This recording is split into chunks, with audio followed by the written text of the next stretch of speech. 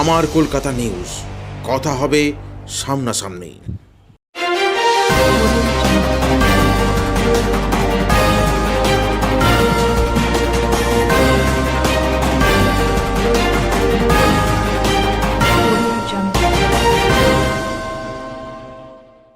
গতকাল ত্রিবেণীতে লকেট চ্যাটার্জি গাড়ির ওপর হামলার প্রতিবাদে মগরায় বিজেপি কর্মীদের পথ অবরোধ।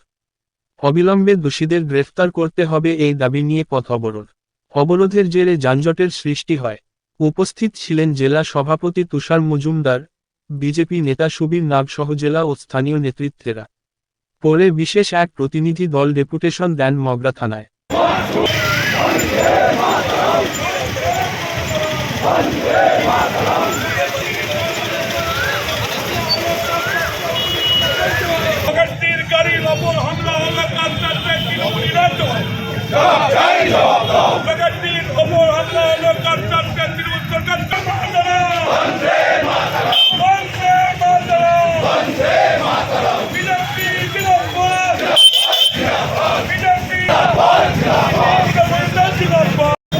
আজ আমরা মগরা থানার সামনে থানা ঘেরাওয়ের কর্মসূচি করলাম।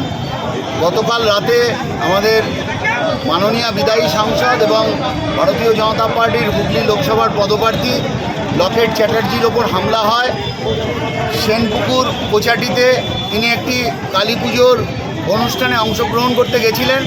বেরিয়ে আসবার সময় এখানকার ভাইস চেয়ারম্যান শিল্পী চ্যাটার্জির এবং রঞ্জিত সরকারের নেতৃত্বে কিছু তৃণমূলের দুষ্কৃতী তাকে টেনে নামিয়ে আঘাত করবার চেষ্টা করে। আমরা তার তীব্র প্রতিবাদ জানাই। আজ আমরা প্রশাসনের কাছে 72 ঘন্টা সময় দিয়েছি। যদি এই দুষ্কৃতীরা অ্যারেস্ট না হয় আমরা তাহলে বৃহত্তর আন্দোলনে যাব। নির্বাচন কমিশনকে জানিয়েছেন? আমরা নির্বাচন কমিশনকেও জানিয়েছি। যদি পুলিশ প্রশাসন কোনো ব্যবস্থা না হয় তাহলে আমরা প্রশাসনের বিরুদ্ধেও নির্বাচন কমিশনকে জানাতে বাধ্য হব। থানায় অভিযোগ করেছেন? থানায় অভিযোগ গতকাল রাতেই হয়েছে।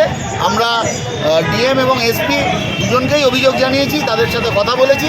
তারা আশ্বস্ত করেছে অভিযুক্তরা অবশ্যই অ্যারেস্ট হবে এবং শাস্তি পাবে। আমার কলকাতা নিউজ, কথা হবে সামনাসামনি।